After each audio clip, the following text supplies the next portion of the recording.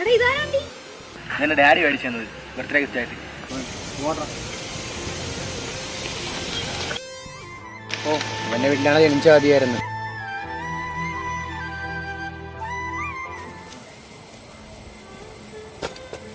അച്ഛാ വണ്ടിയുടെ കാര്യം എന്തായി?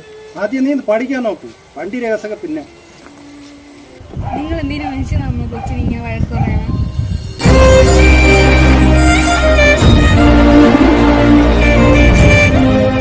ഇത് കൊച്ചിന് ബൈക്ക് വാങ്ങിക്കേണ്ട പൈസ നീ കൊണ്ട് വെച്ചത് എന്റെ കയ്യിൽ നിന്ന് ചിലവായി.